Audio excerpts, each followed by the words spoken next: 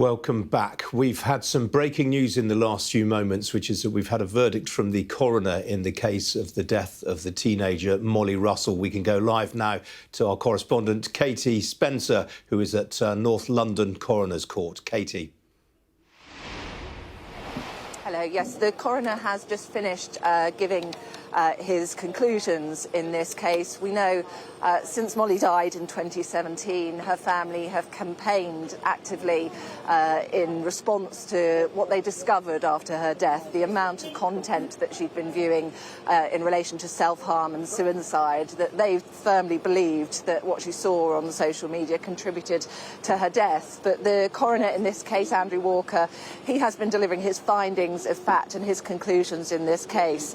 And the conclusion he's come to is that we know Molly was suffering from a depressive illness. The sites that she was viewing were not safe. She had access to images and text relating to self-harm and suicide.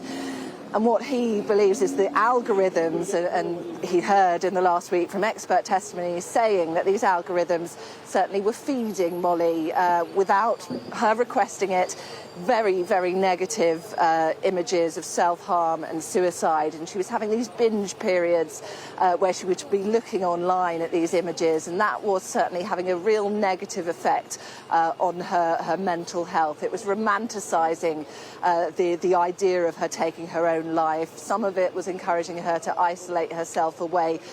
What the coroner, Andrew Walker, said is there was no counterbalance of normality here, and he believes that that likely contributed to her death in a more than minimal way, is what he said in court. He said, bear in mind the fact that these sites essentially normalised her condition, what she was going through, this depressive state. It portrayed suicide, the condition, as something that she wasn't going to be able to recover from.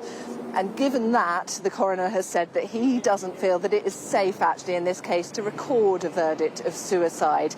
Instead, he has said that she died as an act of self-harm while suffering from depression and the negative effects of online content and viewing that. And we do believe that, actually, the family will be, at some point in the next few minutes, possibly in the next half an hour, be coming out and addressing us out the front of court here. This, of course, has been something that they have campaigned for quite a while. They want those social media companies involved to take responsibility for the content that she was viewing. She was only 13 and 14 when she joined Instagram and was viewing this very dark material, painting an incredibly bleak world. But I do think, really, the fact that this verdict has been recorded, the way that it's been recorded by the coroner here, is particularly telling in this case, and could likely be a watershed moment in terms of how these social media companies go forward and having to really take responsibility for the content that they're feeding to younger